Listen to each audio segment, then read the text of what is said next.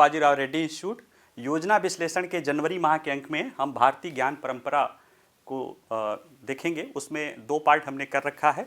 इस पार्ट में 3 मुद्दों पर चर्चा करेंगे, जिसमें से पहला मुद्दा है कि कैसे भारतीय दर्शन पर्यावरण संबंधी मुद्दों को कैसे हल करता है। यानी भारत में जो हमारा भारतीय दार्शनिक प्रणाली है, या आप उसको कह सकते हैं जीवन दर्शन है, वो कैसे पर्यावरण के साथ समामेलन, संपर्क और पारस्परिक निर्भरता पर बल देता है। तो इसको हम समझने की कोशिश करेंगे। दूसरा जो मुद्दा है वो है कि कोणार्क सूर्य मंदिर के बारे में है। उड़ीसा में स्थित कोणार्क सूर्य मंदिर, इस लेख में बताया गया है कि कोणार्क सूर्य मंदिर का जो डिज़ाइन है, आर्किटेक्चर डिज़ाइन, या उसको जो निर्माण किया गया है, वो किस तरह से किया गया है, किस आधार पे किया गया है, और आज उसे संरक्षित करने के लिए उसके उन आधारों को समझने की ज़रूरत है। तीसरा जो मुद्दा है वो एक्चुअल में परंपरागत नॉलेज से जुड़ा नहीं है, लेकिन नॉलेज से ही जुड़ा हुआ मुद्दा है। उसमें जो ग्लोबल कैपेसिटी सेंटर बोलते हैं, उसमें भारत एक उसकी राजधानी बन गया है, क्योंकि दुनिया भर में जितने ग्लोबल कैपेसिटी सेंटर हैं उसके आधे से ज़्यादा ग्लोबल कैपेसिटी सेंटर भारत में हैं, और ये और ज़्यादा बेहतर होते जा रहे हैं। तो आइए हम एक एक करके समझने की कोशिश करते हैं, जिसमें देखते हैं भारतीय दर्शन के माध्यम से पर्यावरण संबंधी जागरूकता। देखिए ये तस्वीर देखिए, महिलाएं जो है एक वृक्ष की पूजा कर रहे हैं, और ये आप देखेंगे कि कई जगहों पे कभी नदियों की पूजा होती है, कभी वृक्ष की पूजा होती है, कभी पर्वतों की पूजा होती है, कभी नंदी की पूजा होती है, कभी गाय की पूजा होती है।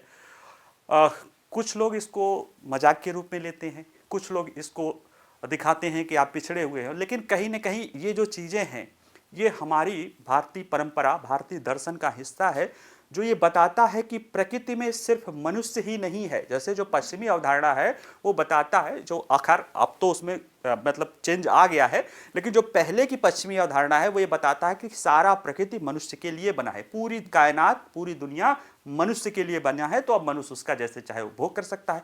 जबकि भारतीय परंपरा, भारतीय दर्शन प्रणाली ये बताता है कि मनुष्य ब्रह्मांड के हजारों, सैकड़ों, करोड़ों तत्वों में से एक तत्व है, सबसे प्रमुख माना जा सकता है। ये ठीक है, हजारों जीव जंतुओं, निर्जीवों में एक तत्व है, और ऐसे में मनुष्य की निर्भरता उन सभी तत्वों पे बनी हुई है। तो ये जो अप्रोच का अंतर है कि सारी कायनात मनुष्य के लिए बनी है, और मनुष्य सारे कायनात में से एक कायनात है या एक तत्व है, तो ऐसे में इसके कारण भारतीय दर्शन, भारतीय प्रणाली प्रकृति के साथ सहचर्य या सहजीवन की बात करता है, और हमारे प्रकृति वृक्षों में, कई में देवी देवताओं और विभिन्न रूपों से कुल मिला के ये बताता है कि मानव और प्रकृति परस्पर रूप से संबंधित है।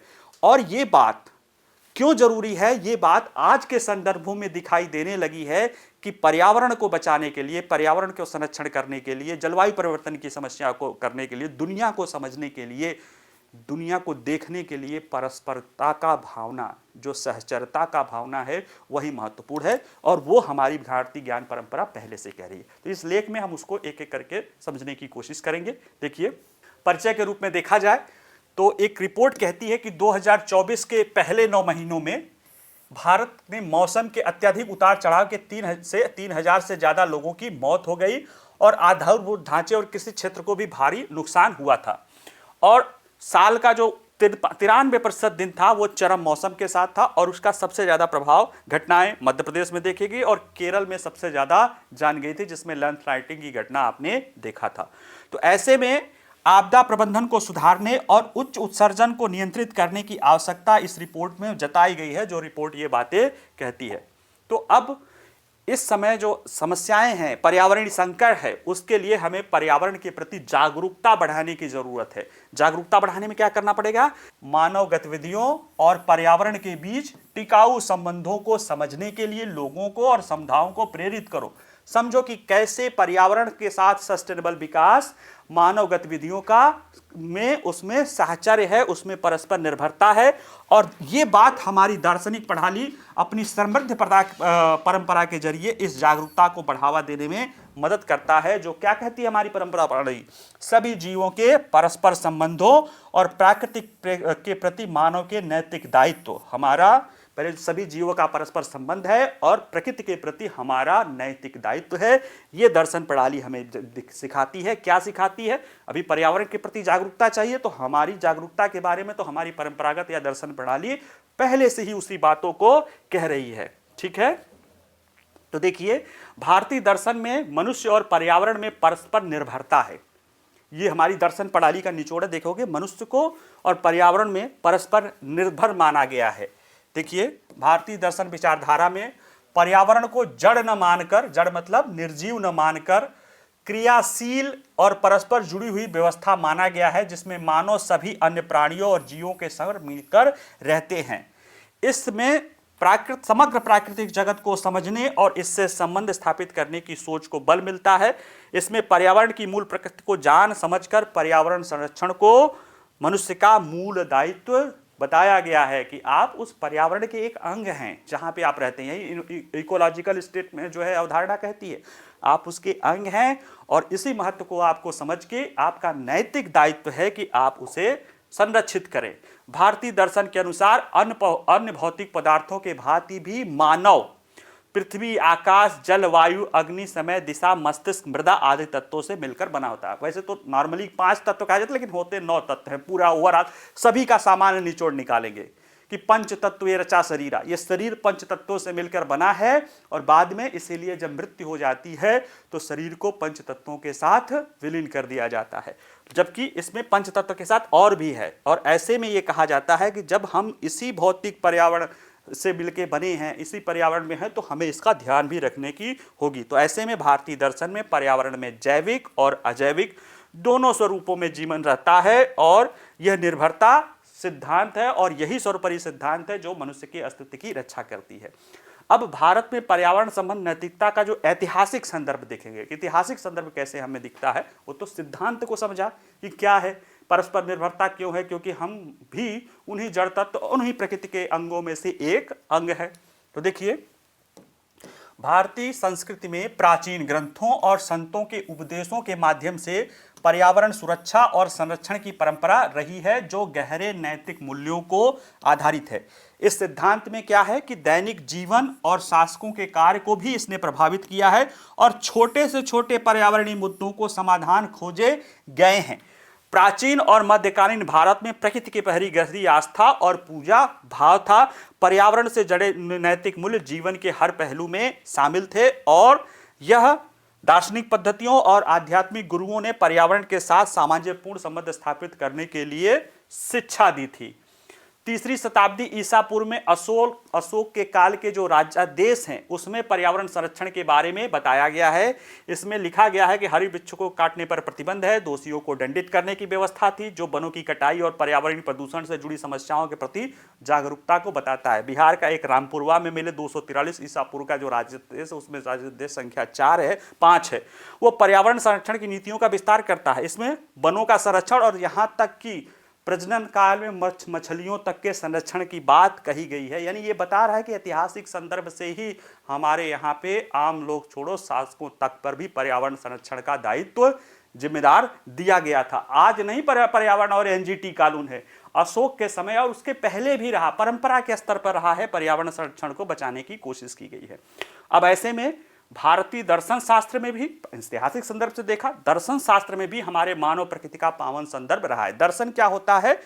जो ऐतिहासिक यानी जो मूल होती है, जो मूल अवधारणा होती है, उसको समझने की। जैसे जो धर्म है, जो संस्कृति है, उसके पीछे कोई ना कोई सोच काम करती है, मूल विचारधारा काम करती है। जैसे अगर सोच ये है कि जो पूरी प्रकृति है वो मनुष्य के उपयोग के लिए बनी है, वो सब कुछ मनुष्य के लिए बना है, अब ये सोच रहेगी, ये विचारधारा रहेगी, तो उसमें फिर हम प्रकृति का उपभोग करेंगे, मनमाना उपयोग करेंगे, उपभोग करेंगे।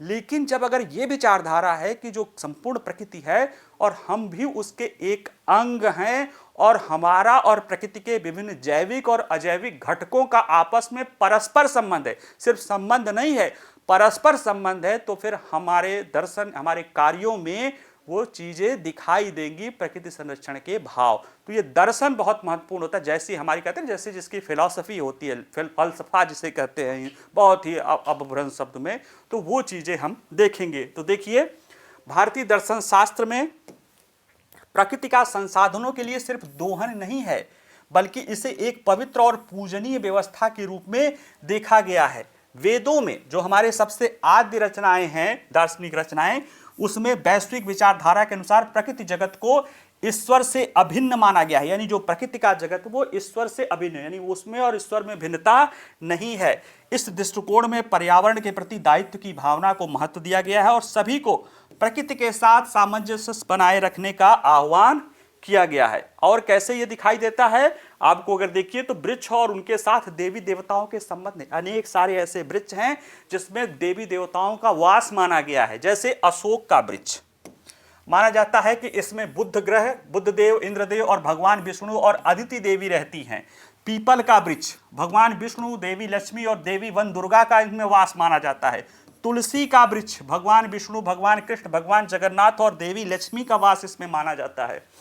कदम्ब का वृक्ष भगवान कृष्ण का वास माना जाता है। बेर का वृक्ष भगवान शिव का, देवी दुर्गा का, भगवान सूर्य का और देवी लक्ष्मी का माना जाता है। वट का वृक्ष भगवान ब्रह्मा का, भगवान विष्णु का, भगवान शिव का, भगवान यम का या काल का, यम देवता का, भगवान कुबेर का और भगवान कृष्ण का। यानी इन वृक्षों में देखिए कि देवत्व को मानता है कि देवता वास करते हैं। इसी तरह से केले की जड़ में जो है भगवान विष्णु वास करते हैं, तो कहीं ना कहीं नीम के वृक्ष में। तो ये बताता है कि भारतीयों में ये क्यों बताया गया है कि आप पर्यावरण और वृक्षों को संरक्षित करें। अब आप धार्मिक व्यक्ति हैं, आप विष्णु की उपासना भी करते हैं और बता दिया गया है कि उस पेड़ में विष्णु भी रहते हैं, फिर आप उस पेड़ के प्रति नैतिक रूप से आप उसके प्रति क्या हो जाएंगे, उत्तरदायी हो जाएंगे, उसको संरक्षित करने की कोशिश करने लगेंगे। तो ये चीजें जो है कहीं ना कहीं प्रकृति संरक्षण के भाव हमारे यहाँ पे आए हैं। देखिए पाश्चात्य परंपरा में अक्सर मतलब ये सभी की बात नहीं है, कुछ लोग वहां पे संरक्षण की तरफ भी कोशिश कर रहे हैं, लेकिन अक्सर मानव केंद्रित विचारधारा है।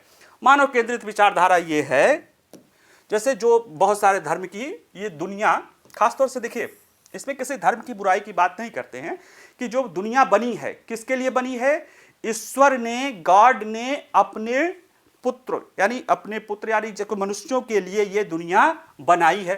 तो मनुष्य मानव इसके केंद्र में हो गया और इसके पीछे पूरी दुनिया घूम रही है। यहां तक कि पहले माना जाता था कि सूर्य की परिक्रमा पृथ्वी करता है, क्योंकि मनुष्य पृथ्वी पर रहता है, तो मनुष्य केंद्र में है तो पृथ्वी केंद्र में है, तो उससे सूर्य भी परिक्रमा करती है। यानी पूरे ब्रह्मांड का केंद्र जो कहा जाता है, सारे कायनात तुम्हारे लिए बनाई गई है। जब ये अवधारणा है तो फिर सारे कायनात को आप अपना, जब ये कह दिया कि सब कुछ तुम्हारा ही है, जब कोई जैसे सोचो कोई माँ बाप अपने बच्चों को सिखा दे कि ये सब कुछ तुम्हारा ही है, तो फिर उसका वो आप उपयोग करोगे। लेकिन ये बता दिया जाएगा कि तुम भी और ये सब भी तुम इसके एक हिस्से हो, ये सिर्फ तुम्हारे लिए नहीं है, तुम और ये सब एक इसके हिस्से हो, तो फिर उसका संरक्षण होने लगता है। ठीक है, तो ऐसे में जो भारतीय दर्शन है वो अवतारवाद देख लो या अमानव जगत को भी महत्व स्वीकार करके, जैसे पेड़ पौधों में भी मानव और ईश्वर को मान देने की बात है, इससे कहीं ना कहीं उसके संरक्षण की कोशिश करता है। जैसे पशुपति महादेव सरीखी पूजा पद्धति, पंचतंत्र की कहानियां, नैतिक मूल्य, ये सारी चीजें ये बताती हैं। और गायों और वृक्षों की पूजन ये बताते हैं कि हमारे दार्शनिक परंपरा में पर्यावरण को और जीव जंतुओं को कितना महत्व दिया गया है। इसके अतिरिक्त जो अगर देखा जाए सांख्य दर्शन देखो, सांख्य की प्रकृति और पुरुष, वो प्रकृति है एक जड़ है, पुरुष है जो आत्म तत्व कहते हैं। अब उतना दार्शनिक नहीं जाएंगे, लेकिन इसमें यह कहा जाता है कि प्रकृति पुरुष को का आपस संबंध है, इन्हीं दोनों के किसी क्रिया, अब उसमें यही बताएंगे, वो उसी में तो जाके उलझ जाते हैं कि इन्हीं की आपसी क्रिया से ये पूरा संसार बना है। तो उसके बाद योग आता है, उसी परंपरा पर आधारित योग, वो बताता है कि प्रकृति के साथ गहन संबंध विकसित करना है, सभी लोगों को प्राकृतिक जगत के साथ साथ समन्वय बनाया होना चाहिए, और वो सारे रूपों में दिखाई देता है। उपनिषद में मानव और पर्यावरण के संबंधों की विवेचना की गई है और बताया गया कि 5 मूल तत्व हैं, पृथ्वी, जल, अग्नि, वायु और आकाश। इनके मुख्य आधार हैं जीवन को, और इन्हीं के अस्तित्व से ब्रह्मांड है। छंदोग्य उपनिषद कहता है पृथ्वी सभी प्राणियों का आधार तत्व है, तो हमें उसको मदर अर्थ के रूप में उसको बचाना पड़ता है। तो अब हम देखें कि पर्यावरण जागरूकता के नैतिक आयाम भी हैं। दार्शनिक परंपरा पर अन्य प्रजातियों के प्रति भी नैतिक दायित्व दिया गया है, और ये व्यवस्था अहिंसा और करुणा पर आधारित है। जैसे कालिदास का अभियान शाकुंतलम, इसमें जो उनकी जो नायिका रहती हैं शाकुंतला, वो प्रकृति के साथ घनिष्ठ संबंध को चित्रित करती हैं। धर्म और कर्तव्य की अवधारणा, जिसमें पर्यावरण जागरूकता को धर्म से जोड़ा गया है। कर्म की अवधारणा, कर्म में भी मानव कार्यों के परिणामों पर बल दिया गया है। इसमें प्रकृति को और जो है पृथ्वी के अस्तित्व को पालन पवित्र माना गया है। तो परंपराओं में, कहानियों में, नैतिक धर्म में, कर्म के जरिए नैतिक आचरण, पर्यावरण संरक्षण को नैतिक आचरण से जोड़ा गया है। तो ऐसे में भारतीय दर्शन की जो अंतर्दृष्टि है, अंतर्दृष्टि क्या है? मनुष्य पर्यावरण का अभिन्न अंग है और उनका आपस में पारस्परिक संबंध है।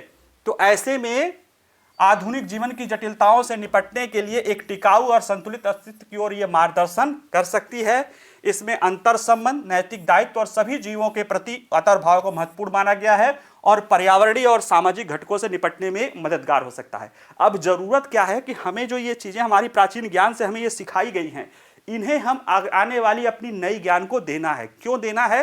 क्योंकि अभी इसके पहले के एक दो लेख में आपने पार्ट में आपने ये चीज तो समझ गई होगी कि हम उपनिवेश शक्ति जब आई थी तो उसने जानबूझ के हमारे ज्ञान प्रणाली को हीन करके दिखाया था कि हम उससे अपने को ताकत महसूस न करें, यह न महसूस करें कि हम हजारों साल पुरानी सभ्यता है और हमारे प्रति रिवाज। तो मानसिक गुलामी के लिए वो चीजें की गई थी। अब हमें जरूरत है कि उन चीजों को ले जाना है, समझाना है। और ये चीजें कहीं ना कहीं हमारे समाज के लिए नहीं, ये दुनिया के लिए भी है। जब प्रधानमंत्री मिशन लाइफ कहते हैं, लाइफ फॉर इन्वायरमेंट, वो कहते हैं, वो बताते हैं उसके बारे में कि भारतीय प्रणाली जो वैश्विक प्रणाली है अभी पर्यावरण संरक्षण की, और भारतीय मिशन लाइफ में क्या अंतर है उसको समझो। वैश्विक प्रणाली ये कहती है कि वो उपभोग कर रही है, कार का उपभोग कर रही है, घर का उपयोग कर रही है। अब क्या है कि कार में पेट्रोल और डीजल प्रयोग कर रहा है, घरेलू बिजली के लिए मान लिया कोयला प्रयोग कर रहा है, उससे प्रदूषण हो रहा है। तो वो कार और बिजली घर जो जितने ही प्रयोग कर रहे हैं, जितना बिजली संसाधन और उतना करेंगे या उसको कम कोशिश करेंगे कि उसके जगह कोई अल्टरनेटिव फ्यूल मिल जाए जो कम उत्सर्जन करे।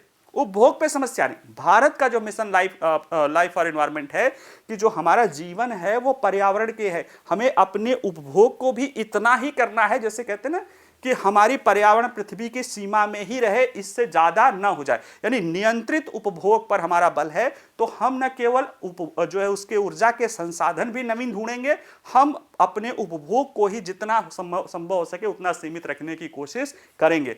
इसीलिए कहा गया, अभी जो कुछ दिन पहले का रिसर्च था, वो हमारा नहीं, वैश्विक संस्थाओं का रिसर्च है कि अगर दुनिया में जो फूड पैटर्न है, जैसे जो लोग खाना खाते हैं, किस तरह का खाना खाते हैं, और उसका जो पर्यावरण पे दबाव है, अगर वैश्विक स्तर पे जिस तरह का औसत आया है, अगर उस तरह से चलेंगे तो कम से कम 1.5 से 2 धरती चाहिए। अगर आप अमेरिका के स्तर पे, जैसे अमेरिकी लोग जिस तरह का फूड हैबिट अपनाते हैं, तो 4.5 धरती चाहिए। भारतीय लोग जो चाहते हैं वो 1 धरती से कम में हो जाएगा, यानी जो हमारा फूड पैटर्न है वो भी प्रकृति के साथ समायोजित है। तो यही सारी बातें हम अपनी पीढ़ी को और दुनिया को भी समझाएंगे कैसे, ये हमारा उद्देश्य है, यही हमारा निष्कर्ष है। अगला जो टॉपिक है वो थोड़ा सा इसमें जो इसको लिखे हैं वो आर्किटेक्चर है। उन्होंने ये बताया है कि कैसे कोणार्क का सूर्य मंदिर है, 1250-13वीं शताब्दी में गंग वंश के राजा ने बनाया था, और उससे लेकर आज तक, जबकि ये उड़ीसा पूरी है, समुद्र तट है, पास में हवाएं चलती हैं, सब कुछ है, क्षरण हुआ, लेकिन आज भी वो देखा जाए तो इस तरह बना हुआ है। ऐसे में इसको समझेंगे, इस लेख में समझने की कोशिश करेंगे कि वो किस कारणों से, किस तरीके से बनाया गया है कि वो अभी तक संरक्षित है और उसे और संरक्षण रखने की जरूरत है। तो देखिए, परिचय के रूप में उड़ीसा में भारत के पूर्वी तट पर स्थित कोणार्क का सूर्य मंदिर एक वास्तुशिल्प चमत्कार है और यूनेस्को का विश्व धरोहर स्थल है। 13वीं शताब्दी में निर्मित यह मंदिर भगवान सूर्य को समर्पित है और यह अपनी जटिल नक्काशी तथा अद्वितीय डिजाइन के लिए प्रसिद्ध है। यह मंदिर न केवल एक महत्वपूर्ण धार्मिक स्थल के रूप में है, बल्कि प्राचीन भारतीय सभ्यता की उन्नत इंजीनियरिंग और कलात्मक विशेषताओं को भी एक प्रमाण है। तो ऐसे में जो ये लेख लिखेंगे कि प्रयासों का विवरण है कि कैसे संरक्षण प्रयास के लिए किए गए हैं, तो इसमें क्या विधियां अपनाई गई हैं, जलवायु मानचित्र, सारा चीज इसमें किया गया है। तो देखिए, कोणार्क सूर्य मंदिर को विश्व धरोहर स्थल के रूप में संरक्षित करने के लिए मानचित्रण किया गया, इससे संरक्षित निषिद्ध क्षेत्रों की पहचान की गई और साथ ही साथ अनेक मंदिरों से तुलना करके देखा गया कि इस मंदिर के निर्माण में और इसके गिरावट में विश्लेषण की बात की गई है। मुख्य फोकस जो रहा है कि मंदिर की संरचना, खासतौर से जगमोहन जहां पे लोग बैठते हैं, उसकी सुरक्षा और भविष्य में से बचाने के लिए उपायों की योजना पर यह पूरा लेख लिखा गया है। देखिए, कोणार्क सूर्य मंदिर क्षेत्र का भूवैज्ञानिक पहलू, यानी वहां की जियोलॉजिकल यानी जमीन के अंदर की संरचना कैसी है। तो देखिए, पूरी जिले में स्थित है, उड़ीसा का पूरी जिला। ये आर्कियन युग का खोंडालाइट पत्थर है, वहां पे एक छोटा हिस्सा है, और प्लेस्टोसिन युग का जो है चतुर्धार्तुक तलछट का मोटा ढेर है। और इस मंदिर के निर्माण में भूवैज्ञानिक विशेषताएं भी महत्वपूर्ण आती हैं, क्योंकि यहाँ पे खोंडलाइट चट्टान थी जिससे स्थायित्व मिल सकता था संरचना के लिए, लेटराइट चट्टान थी जिसके नींव के लिए हो सकता है, और क्लोराइट चट्टान थी जिसे जटिल नक्काशी के लिए उपयोग किया जा सकता है। तो कहीं ना कहीं ये जो भूवैज्ञानिक पहलू हैं उसका इस मंदिर के निर्माण में जो है योगदान रहा है। साथ ही यह क्षेत्र जलोढ़ निक्षेपों से भी अब आकार ले चुका है, और इसमें भूवैज्ञानिक अध्ययन से संकेत मिलता है कि नदी के मार्गों में परिवर्तन और तलछट जमाव ने साइट की स्थिरता पर, यानी जो क्षेत्र है वहां की स्थिरता पर प्रभाव डाला है। अब अगर हम देखें कि कोणार्क मंदिर क्षेत्र का नदी तंत्र, तो यहाँ पे जो पूरी क्षेत्र है वो समतल मैदान है जिसमें तटीय, रेतीली और जलोढ़ मृदा है। महानदी नदी का तंत्र है, बेसिन है, और साथ में अनेक नदियां हैं जैसे दया, देवी, कुशभद्रा, भार्गवी और प्राची नदियां हैं। ये नदियां अपने पुराने स्तर पर पहुंच गई हैं, यानी अब उसका कटाव रुक गया है, यानी जहां तक उनको अप्रदन करना था कर चुकी हैं। और चिल्का झील में गिरने वाली सहायक नदियों की शाखाएं बनी रही हैं जो बंगाल की खाड़ी से पहले अलग हो जाती है। कोणार्क सूर्य मंदिर में प्रयुक्त पत्थरों के स्रोत देखा जाए तो इसमें कोणार्क मंदिर के निर्माण में विभिन्न विशेषज्ञ और प्रक्रियाएं थे, ये सारी थी। निर्माण में शिल्प शास्त्र ग्रंथों का पालन किया गया, पत्थरों की खुदाई, निर्माण सामग्री का संग्रह, साइट का चयन, नींव रखना, ये सारी चीजें जो है ध्यानपूर्वक की गई। मुख्य रूप से 3 प्रकार के पत्थरों का प्रयोग किया गया जो कि आसपास है, जैसे लेटराइट, खोंडालाइट और अल्ट्राबेसिक क्लोराइट। जो खोंडालाइट था उसके लिए उसकी संरचना नीचे के लिए, फिर नींव के लिए लेटराइट, और जो क्लोराइट है इससे उस मंदिर की नक्काशियों के लिए चुना गया था। का ऐतिहासिक संदर्भ देखा जाए कि ऐतिहासिक संदर्भ क्या रहा, तो कोणार्क सूर्य मंदिर का निर्माण 1250 ईस्वी के आसपास पूर्वी गंगा राजवंश या गंगा राजवंश के राजा नरसिंह देव प्रथम द्वारा कराया गया था। और ये जो उनको लिए कराया गया था कि वो मुस्लिम आक्रमणकारियों पर उनकी विजय था और भगवान सूर्य के सम्मान, ये 2 कारणों से इन्होंने निर्माण कराया था।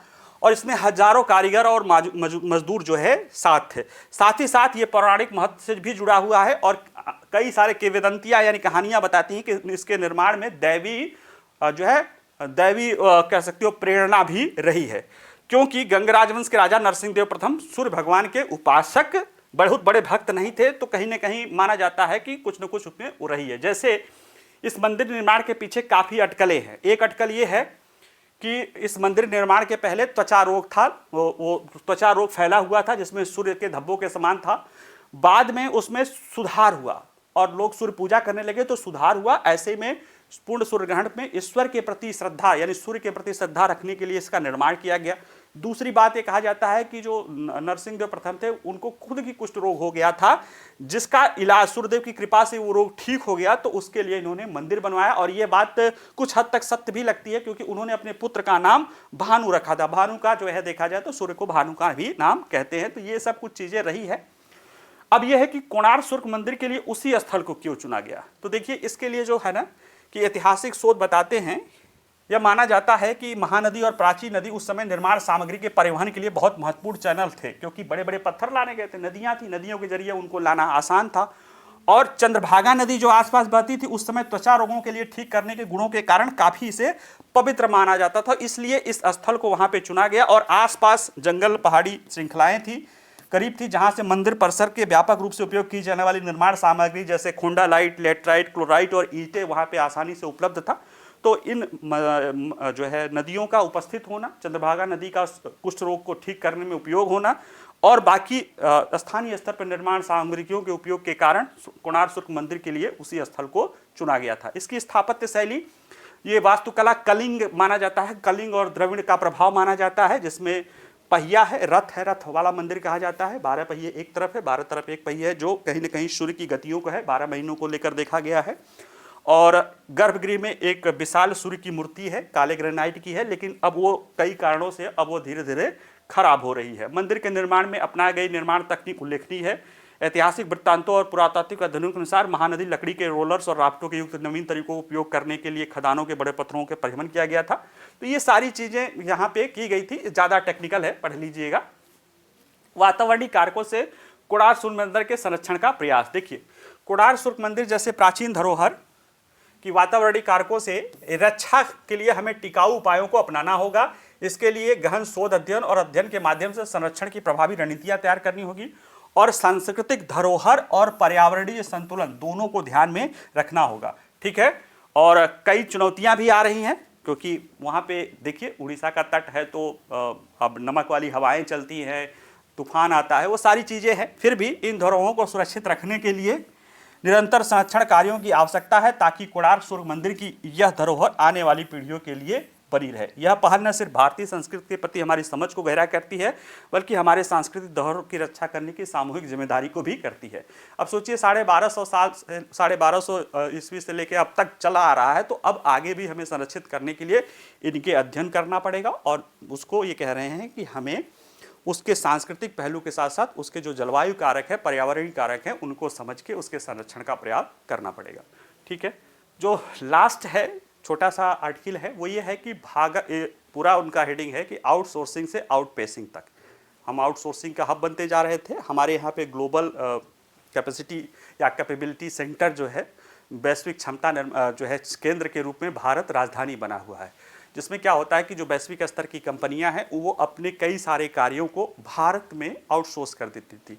अब क्या हो रहा है कि उस आउटसोर्सिंग के साथ साथ यहाँ पे अब आउटपेसिंग भी होने लगी है। वो खुद भी अपने यहाँ पे लोग निर्माण करें। जैसे IBM कंपनी है, उसके जितना अमेरिका में कर्मचारी नहीं ज़्यादा है, उससे ज़्यादा कर्मचारी वो भारत में नियुक्त किया हुआ है।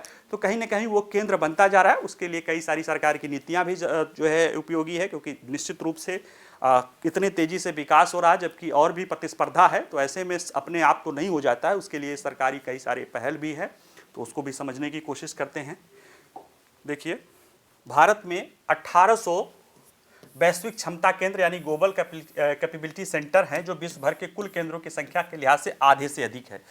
और ये बात स्पष्ट कर देता है कि भारत ने वैश्विक क्षमता केंद्र की राजधानी के रूप में अपनी स्थिति को मजबूर कर लिया। दुनिया भर में जितने ग्लोबल कैपेसिटी सेंटर है, कैपेबिलिटी सेंटर, उसके आधे से अधिक जिस देश में होंगे, जाहिर सी बात है उसे उस देश की तो राजधानी, उसका तो राजधानी कही दिया जा सकता है।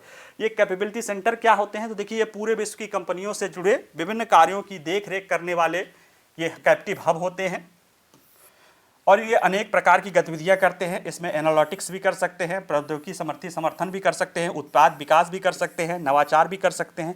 पहले हम सर्विस सेंटर और इस तरह की चीज़ें कहा जाता है कॉल सेंटर तक ही थे, लेकिन अब वहाँ पे रिसर्च एंड डेवलपमेंट भी, डिज़ाइन से लेके सारी काम के लिए यहाँ पे चीज़ें की जा रही है, और ये धीरे धीरे चीज़ें बढ़ती ही जा रही है।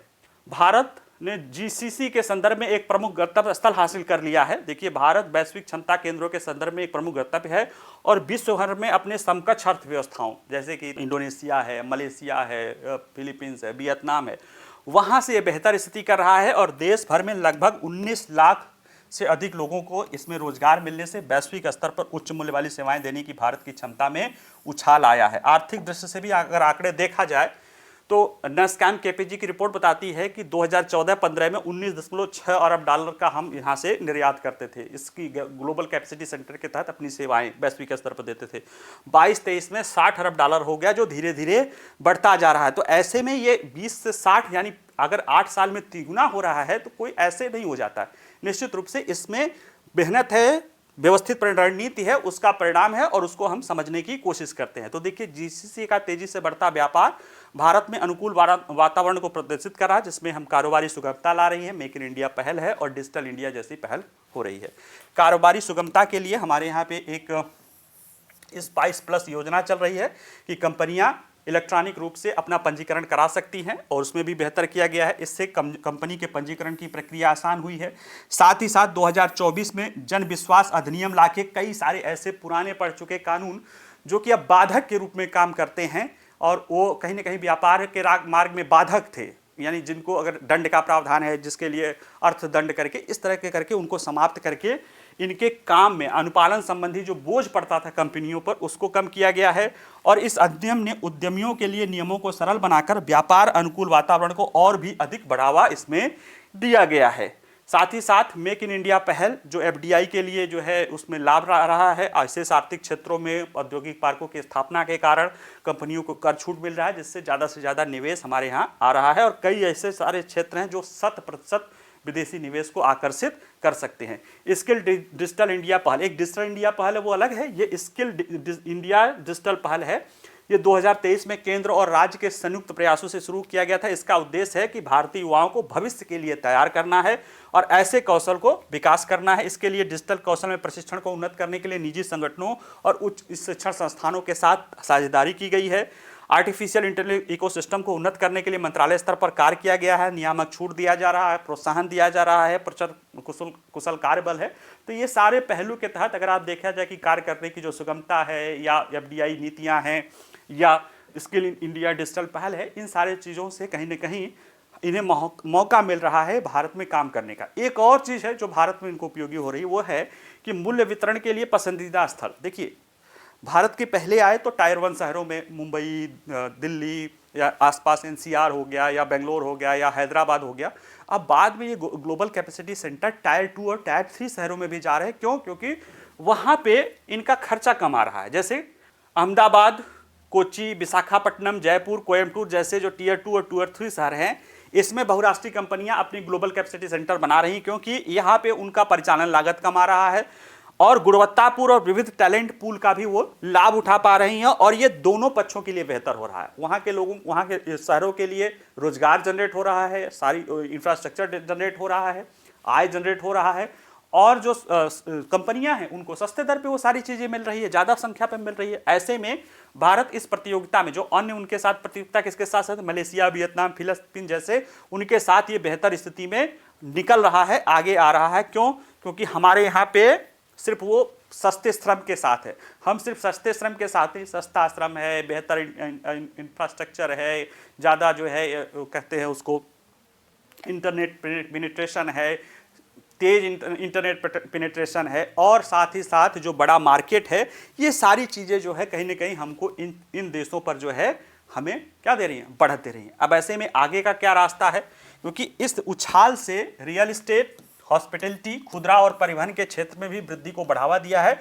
इससे ये क्षेत्र व्यापार के समृद्ध केंद्रों के रूप में हो गए हैं। ऐसे में स्टार्टअप, विश्वविद्यालय, अनुसंधान संस्थान के साथ सहयोग ने जीसीसी को स्थानीय इकोसिस्टम में और अधिक एकीकृत किया है, जिससे नवाचार और सामंजस्यपूर्ण संचालन को बढ़ावा मिला। और इसको बढ़ावा देने के लिए अभी देखे होंगे कि विदेश मंत्री हमारे कई सारे फोरम पे वह कहते हैं कि ईज ऑफ मोबिलिटी ऑफ जो है वर्क प्लेस की मोबिलिटी की बात करते हैं। वो जो वर्क प्लेस की मोबिलिटी है एक्चुअली में यही है कि जो बड़े पैमाने पे हम अभी वहाँ पे अपने कामगार भेजते हैं, उससे अच्छा है कि अपने वर्क प्लेस को ही हमारे यहाँ पे कर दो।